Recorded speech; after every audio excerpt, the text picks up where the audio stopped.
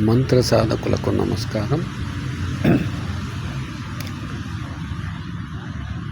మంతర్ అనగా మన్ అంటే మనస్సు, అంతర్ అనగా లోపల భాగం, అంటే ఆంతరికంగా మానసికంగా జపించగలిగిన దాన్ని మంత్రం అంటాము.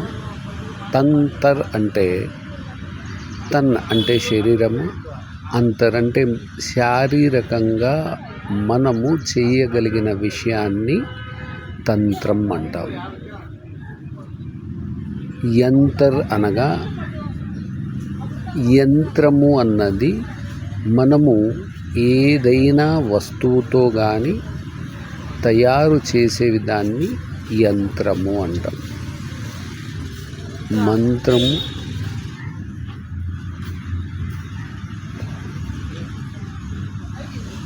తంత్రము యంత్రము ఈ విషయాల గురించి మనకు మొదట జ్ఞానం కలగాలి. ఆ తర్వాత మంత్రం మనకు మన మనస్సుకు, మన ఆలోచనలకు, మన జన్మ తారలకు ఏది మంచి ఫలితాన్ని ఇస్తుందో అది కూడా తెలియాలి. సో మనము మన పేరు ఏదైతే మన తల్లిదండ్రి అలా పెట్టుంటారో, లేదా గురు పరంపరలో గురువులు ప్రసాదించి ఉంటారో, ఆ పేరుకు తగ్గట్టు కూడా మనం మంత్రాన్ని ఎంచుకోవాల్సి వస్తుంది. ప్రతి మంత్రము కూడా ఎవ్వరికీ అంటే అందరికీ కూడా ఫలితాన్ని ఇవ్వాలన్న విధానం లేదు. కొందరికి కొన్ని మంత్రాలు మాత్రమే మంచి ఫలితాన్ని ఇస్తాయి. కొందరికి అవే మంత్రాలు విపరీత ఫలితాన్ని కూడా ఇస్తాయి. సో మనం అర్థం చేసుకోవాల్సింది ఏంటి అంటే, మంత్రం, తంత్రం, యంత్రం ఇది మనం చెయ్యగలిగే స్థాయి రావాలంటే మొట్టమొదట నీ యొక్క మానసిక పరిస్థితి, నీ యొక్క శారీరక పరిస్థితి నీకు తెలియాలి. రెండవ విధానం ఏంటి అంటే, నీకు ఏదైనా గురు పరంపరలో ఆసక్తి ఉంటే ఆ గురువుల ద్వారా వాళ్ళే నీకు గ్రహించి ప్రసాదించే మంత్రాలు ఉంటే అవి కూడా నీకు మంచి ఫలితాన్ని ఇస్తాయి. మూడవ విధానం ఏంటి అంటే, నీకు పూర్వజన్మ సుకృతంగా దైవానుగ్రహంతో నీకు తెలియకుండానే ఎవరి ఒకరి విధానంలో, ఎవరి ఒకరి ద్వారా, పుస్తకాల ద్వారా కావచ్చు, లేదా వ్యక్తుల ద్వారా కావచ్చు, లేదా ఏదైనా విధానం నుండి నీకు కొన్ని మంత్రాలు చేరవేయబడతాయి. ఆ మంత్రాలను నువ్వు సాధన చేస్తే నీకు అవి కూడా మంచి ఫలితాన్ని ఇస్తాయి. అందులో కూడా నీకు చేరినవన్నీ నీకు ఉపయోగపడతాయి లేదా అని కూడా నువ్వు పరీక్షించుకోవాల్సి వస్తుంది. యూట్యూబ్లో నేను ఎన్నో వేల వీడియోలను చూస్తున్నాను. అందరూ మంత్రాలు చెప్తున్నారు, తంత్రాలు చెప్తున్నారు, విధి విధానాలు చెప్తున్నారు. కానీ ఇక్కడ గమనించాల్సింది ఏంటి అంటే, ఎవ్వరూ కూడా ఆ వ్యక్తి యొక్క వ్యక్తిత్వానికి, లేదా తన శరీర తత్వానికి, లేదా తన మానసిక తత్వానికి ఈ మంత్రం సరిపోతుందా, ఫలితాన్ని ఇస్తుందా లేదా అన్న విషయాన్ని మాత్రం ఎవ్వరూ వివరించడం లేదు. మీరు గ్రంథాలను చదవగలిగితే ప్రతి గ్రంథంలోనూ మొట్టమొదట ఈ విషయాలనే వ్యక్తపరుస్తారు. నీకు ఏ మంత్రం, ఏ విధానం, ఏ పరిస్థితి నీకు అనుకూలంగా ఉంటుందో అది. ఇవన్నీ కూడా తెలుసుకోకుండా నీవు ఒక్క మంత్ర సాధన కోసం నువ్వు ప్రయత్నం చేస్తే అది పరిపూర్ణమైన ఫలితాన్ని ఇవ్వదు. కొద్ది వరకు ఇవ్వచ్చు ఎక్కడైనా. ఇంకొక మెయిన్ నేను గమనించిన విషయం ఏమంటే, చాలామంది యూట్యూబుల్లో చూసి కానీ, లేదా పుస్తకాల్లో చూసి కానీ, లేదా ఎవరో ఒకరు చెప్పారని కానీ ఆ మంత్ర సాధనలు చేస్తున్నారు. పరిపూర్ణమైన విధి విధానాలతో వాళ్ళు తెలియచేయకపోవచ్చు, కానీ ఆసక్తితో వీళ్ళు చేస్తున్నారు. ఆ మంత్రాలు మనకు అందాయి కదా, భగవంతుని రూపంలో ఎలాగో వచ్చాయి కదా అని. కానీ గమనించాల్సింది ఏంటంటే ఆ మంత్రం నీకు ఎంతవరకు ఫలితం ఇస్తుంది, అది నీకు మంచిదా చెడ్డదా అన్నది. సో దయచేసి మంత్ర సాధకులందరికీ కూడా నేను ఒకటే చెప్పగలను, మంత్రం అన్నది మానసికమైనది, తంత్రం అన్నది శారీరకమైనది, యంత్రం అన్నది వస్తు రూపేణ కనిపించేది. సో ఈ మూడింటి మీద ఒకదానికొకటి పరస్పరము సంబంధం ఉంటుంది. మూడింటికి ఒక వ్యక్తి ఒక తాంత్రికుడు లేదా ఒక మాంత్రికుడు లేదా ఒక సాధకుడు అనిపించుకోవాలి అంటే కేవలం మంత్ర సాధనతోనే కాదు, తంత్రం మీద పట్టు రావాలి, యంత్రం మీద పట్టు రావాలి, మంత్రం మీద పట్టు రావాలి. ఈ మూడిటి మీద పట్టు వచ్చినప్పుడు వందల రకాల మంత్రాలు అవసరం లేదు.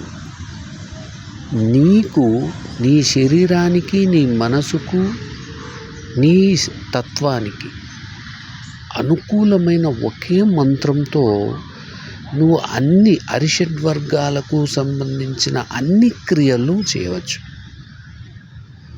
నీవు అర్థం చేసుకోవాల్సింది ఏంటంటే అరిషడ్వర్గాలలో నీకు అనుకూలమైన మంత్రం నీకు లభించిందా లేదా, అది నీకెవరైనా గురువులు ఉంటే వారి ద్వారా కానీ, లేదా కొన్ని పుస్తక గ్రంథాలలో మీ యొక్క నామాక్షరాలు కానీ, లేదా నీ జన్మ సమయాన్ని లేదా జన్మ తిథిని బట్టి కానీ, లేదా నీ యొక్క జన్మ నక్షత్రాన్ని బట్టి కానీ అందులో వివరించి ఉంటారు. ఆ పుస్తకాలను మీరు కొద్ది వరకు చదవడం వల్ల అర్థమవుతుంది.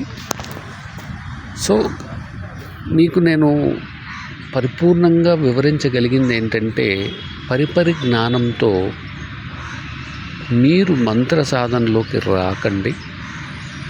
పరిపూర్ణమైన జ్ఞానము ఒక మంత్రం మీద కానీ, ఒక తంత్రం మీద కానీ, యంత్రం మీద వచ్చిన తర్వాతనే దాన్ని ప్రయత్నం చేయండి. ఎందుకంటే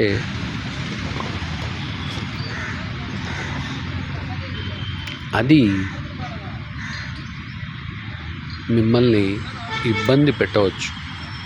ఎలా అంటే అక్కడ మీరు ఎవరికైనా వైద్యం చేస్తున్నప్పుడు ఆ శక్తుల యొక్క శక్తి మీ యొక్క సాధనను మించి ఉంటే, మీ మంత్రశక్తిని మించి ఉంటే, వాటి వల్ల మీకొక్కటే కాదు సర్వం మీ కుటుంబానికి చాలా ఇబ్బందులు ఎదురవుతాయి. మీరు అరకొర జ్ఞానంతో చేస్తే, మీరేదో 10 రూపాయలు సంపాదించుకోవాలని చేస్తే మీరు మళ్ళా 1000 రూపాయలు ఖర్చు పెట్టుకోవాల్సి వస్తుంది. ఇక్కడెవ్వరూ కూడా పరిపూర్ణమైన జ్ఞానాన్ని కలిగి ఉన్నారని నాకు అనిపించట్లేదు. నేను చూసినంతలో ఉన్నవాళ్ళు బయటకు వచ్చి చెప్పట్లేదు. జ్ఞానవంతులు చాలామంది ఉన్నారు కూడా, కానీ